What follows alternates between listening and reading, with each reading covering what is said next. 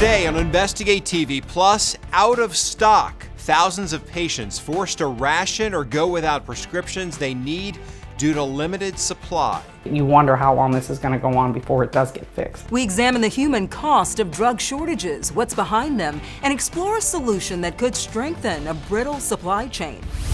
Plus, men and women looking for love online left with broken hearts and empty wallets. What people don't understand that the scams are getting a lot more complex with two things going together, AI and cryptocurrency. We delve into a new digital threat and reveal the red flags that a romantic interest is a heartbreak in disguise.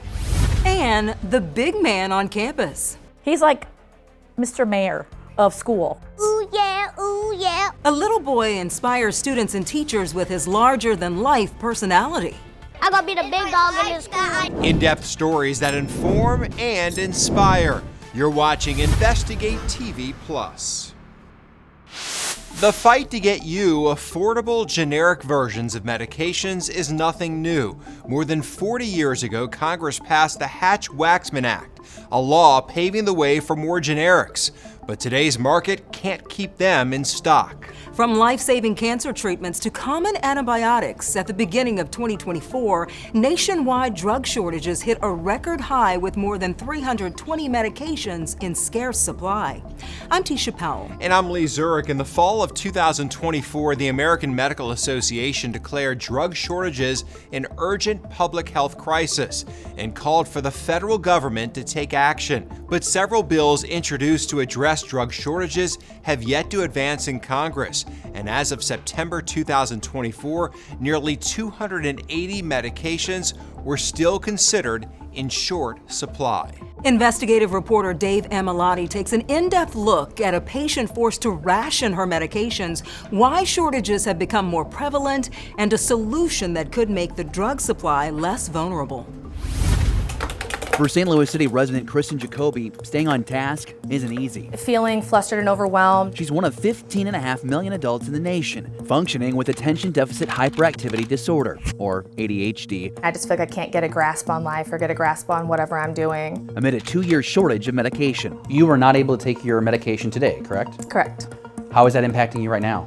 Well, I'm pretty fidgety. I feel like my mind goes all over the place. It's really hard to sleep at night because my anxiety kind of keeps me up. She takes a generic version of Adderall because it's covered by insurance, but to stretch her meds, she skips her daily dose on the weekends and days she doesn't go into work. My brain needs it every day to function properly, but it's not something that I feel I can do at this point. Kristen has been trying to get her script filled for almost 2 months. This isn't something I grow out of.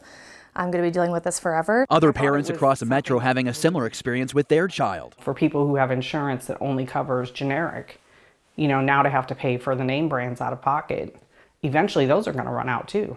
You wonder how long this is going to go on before it does get fixed and who's going to help fix it. We started looking at, well, why is that the case? It's an economic issue. This is not a logistical issue. WashU researcher Antonio Sardella says this comes down to a fragile supply chain. Many of these medicines are not produced in the United States, so the system is very vulnerable and dependent on foreign suppliers, which could result in easily disruptions as those medicines try to make it to the U.S. To better understand the impact of the shortage on our region, this local pharmacist agreed to speak with us on camera, but asked to be anonymous since his corporate employer did not give him permission to speak. Why is it that you wanted to sit down and talk about what's happening? We're a victim of the system. He says the Federal Drug Enforcement Administration is to blame for this crisis because it did not enforce manufacturers make the required amount of drugs. According to the DEA, it regularly engages with manufacturers about their production of drugs and set limits, called quotas, for how much of these drugs can be produced. In an August 2023 letter from the DEA administrator, Ann Milgram, she says her agency discovered for amphetamine medications like Adderall, manufacturers did not produce their full amounts that these limits permitted them to make, resulting in a billion-dose shortfall for 2022 and a similar trend for 2023. As a result, the DEA instituted 4 changes to quotas and reporting to help see shortages coming and adjust more quickly. 14 months later, patients still struggle to find their medication. I see these patients every day, and you see their face of desperation of like, oh my God, we another week without my medication, or another day, or God knows how long. And it's heartbreaking not being able to have a quick solution. The fix could be here in St. Louis. This is like the fridge. Remember Tony with WashU? He's also the founder and chairman of the nonprofit, the API Innovation Center. Right now, St. Louis is playing a leading role in building resiliency for the United States drug supply chain. It's a local effort to replace the 92% of pharmaceutical medicines produced outside of the United States, making our supply so vulnerable. The key is to not only produce it, produce higher quality, produce it at lower price, to produce it in a way that is more efficient. Its first task is to produce 6 generics, including one for brain cancer. Sardella says they can produce a year's supply for the United States in just 2 weeks. Is it fair to say we've lost lives because of this shortage in the country?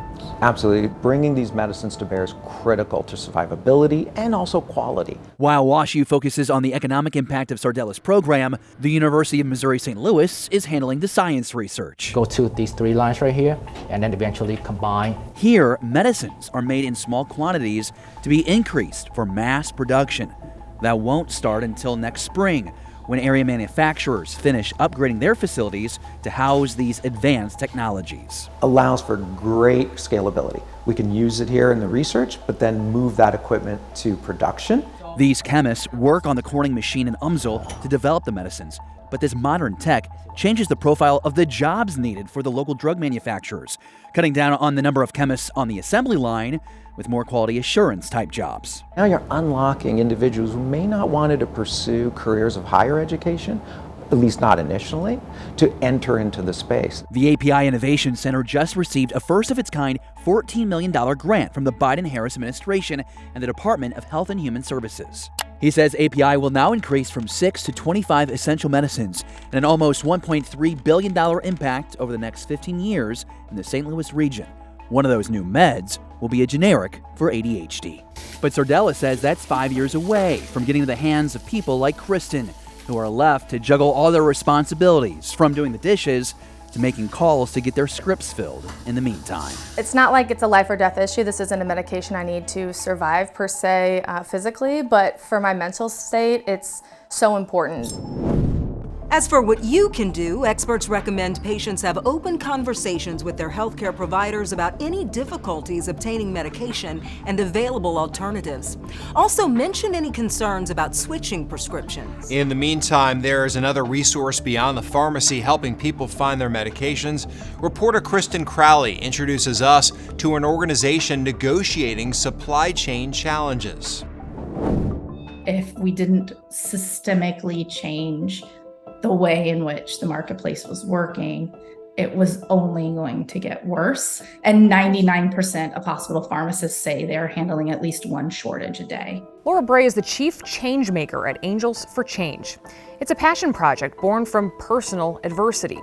Laura's daughter, Abby, was diagnosed with leukemia at just 9 years old, and the hospitals didn't have the medication she desperately needed. Laura called pharmacies, lawmakers, and pharmaceutical companies until she miraculously found an extra supply. There was no patient advocacy organization in the country. There was no place to call for a patient or a family like me, and I found that very frustrating. As the nonprofit's chief changemaker, Laura works with members of the supply chain, including drug makers, hospitals, and the FDA, to fill supply gaps, often tracking down extra medications or alerting manufacturers to increased demand.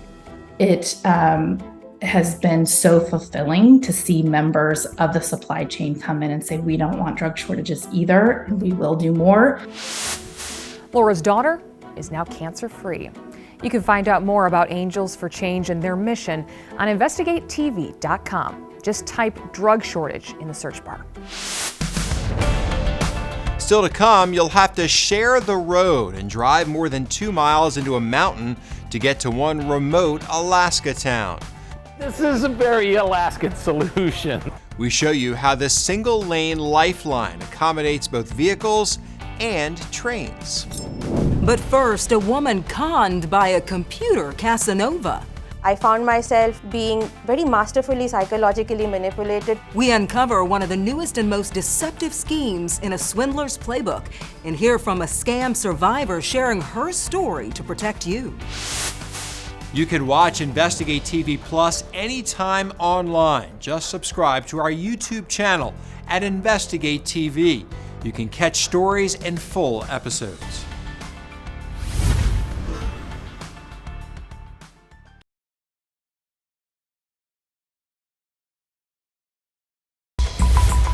That was my downfall right from the beginning, believing the first person that talked to me that he loved me. That's a heartbroken victim from Atlanta, duped by a scammer who she thought was the love of her life. Unfortunately, more people are getting played online, and thanks to artificial intelligence, the romance scam game is getting more sophisticated. About 1 in 4 people report they've been targeted while using an online dating site, and more than half of them admitted they got swindled. Consumer investigative reporter Carice Jackman spoke with a romance scam survivor about her experience and shares tips on how you can spot a fraudster. I found myself being very masterfully psychologically manipulated to the point I made financial decisions where I trusted this person and I ended up losing close to $500,000. Shreya, who asked us not to use her full name out of fear her scammer will find her and to protect her privacy, is speaking out in order to help others. She says this romance scammer pretended to be after her heart, when in reality, they were after her money. What people don't understand that the scams are getting a lot more complex with two things going together, AI and cryptocurrency. It's a tactic we've heard before. Scam artists now using deep fakes to earn people's trust, adding a new twist to romance scams. David Myman, who runs the evidence-based cybersecurity group at Georgia State University in Atlanta, has been closely monitoring how fraudsters are using AI to gain people's trust and commit fraud. We see many actors, both local actors but also global actors, infiltrating dating apps, looking for profiles on Facebook, on Tinder, on other platforms they have access to, taking the images from those profiles, establishing fictitious profiles. The FTC says the reported losses to romance scammers total $1.14 billion, with the median losses per person around $2,000, the highest reported losses from any form of imposter scam. It's interesting because romance scams are underreported because a lot of times people are ashamed, they're embarrassed, they don't want to talk about it because it's so emotional. Melanie McGovern with the Better Business Bureau says you shouldn't feel embarrassed. She says if someone online starts turning your romantic conversations into discussions over their hardship and need for money, it's a sign to delete the contact and move on. The BBB is also watching the emergence of AI as well. Your voice could be cloned, your photo could be cloned, a video could be used. Remember, never send money, crypto, gift cards, or wire transfers to someone you've never met in person. And if you're unsure of your online lover, do a reverse image search to see if the images are associated with another name. After what she experienced, Shreya says it took some time for her to heal. Now, she's using her experience as empowerment. It became very important to me that I become part of the solution. What we can control is more people knowing about it. And this is where the media, advocacy efforts, just getting the word out there can be very impactful so that less people fall for it. The FTC also says to make sure you tell a trusted friend that you're talking to someone online. The agency says romance scammers often try to isolate people by insisting on their silence. Just ahead, a big day for a young boy with an even bigger personality. That was the best day ever. How he inspires his classmates and adults to live their best life. But first, tunnel vision. Where all the magic takes place. 1 lane, 2.5 miles, and total darkness. We shine a light on what keeps traffic rolling inside North America's longest tunnel. You can watch Investigate TV Plus anytime, streaming online. Get the app for Roku, Amazon Fire TV, and Apple TV. They're free to download.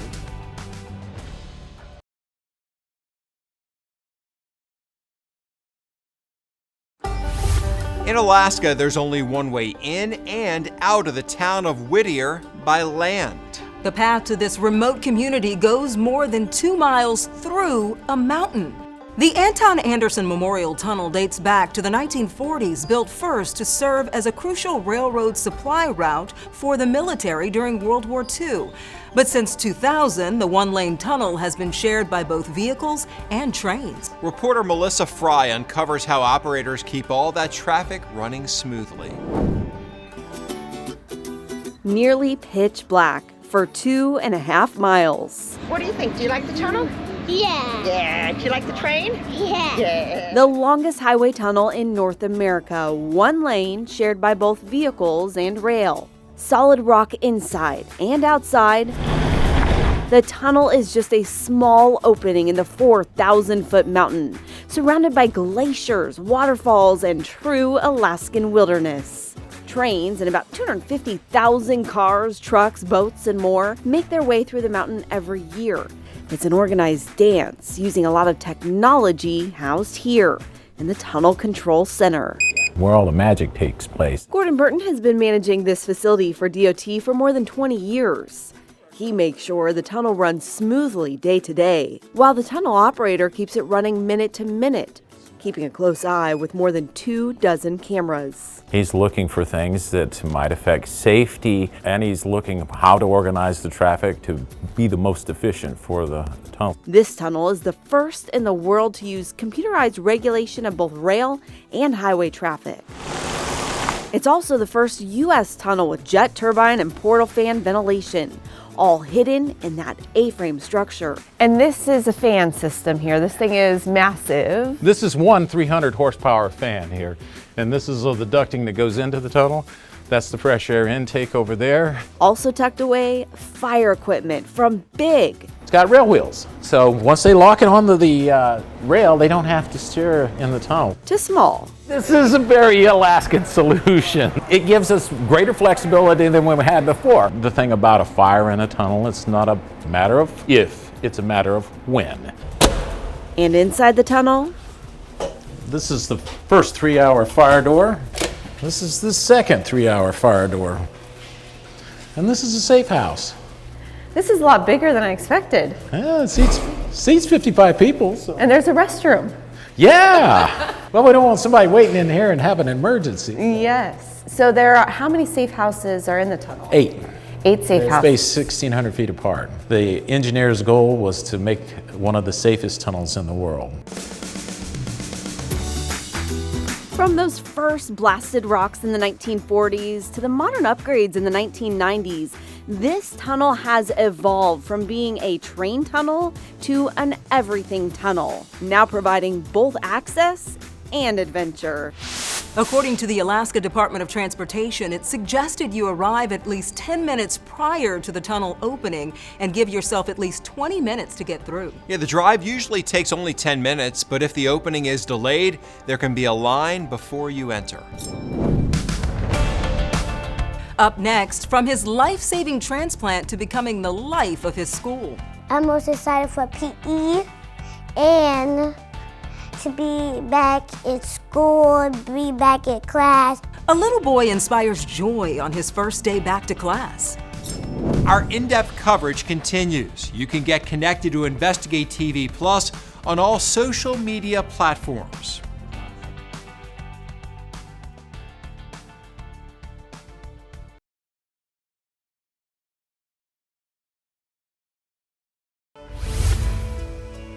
Before the age of 9, Orlando Bearfield went through his share of surgeries, sickness, and setbacks. He was just a day old when he was diagnosed with a genetic disease called Alagille syndrome, a condition that leads to liver failure.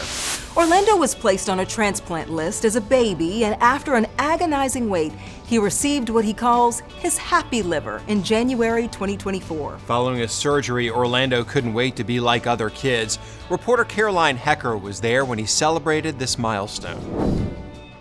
Welcome back! It's the first day of school for 3rd and 4th graders at Frohart Elementary in Granite City. Most are eager to jump into the new year, but perhaps none more than Orlando Bearfield. We first met Orlando on Orlando Day at school. His classmates threw him a parade, a chance to see his friends from a distance as he continued to recover from a life-saving liver transplant. That surgery kept him away from school for months, but now he's back.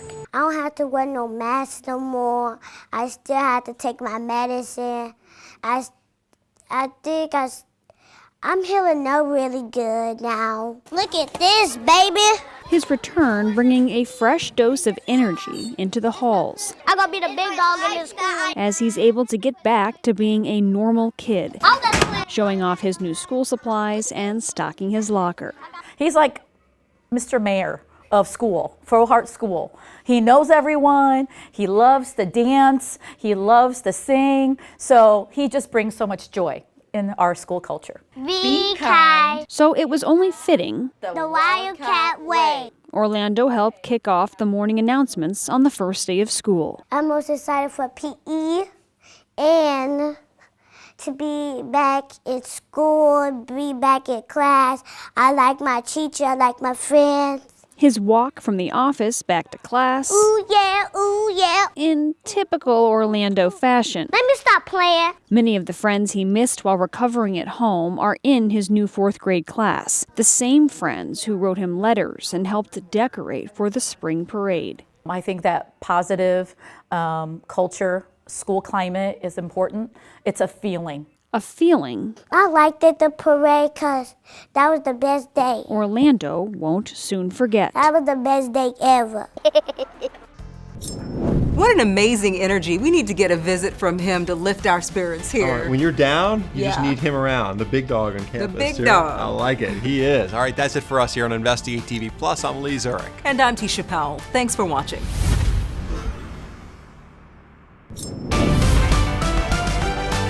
On the next Investigate TV Plus, we uncover hundreds of medical professionals punished for misusing medication. How do doctors stay in the shadows, or nurses, or other medical professionals? This is my own opinion. When you start putting letters before and after somebody's name, they're looked at differently. We take an in-depth look at diversion and the potential consequences for patients.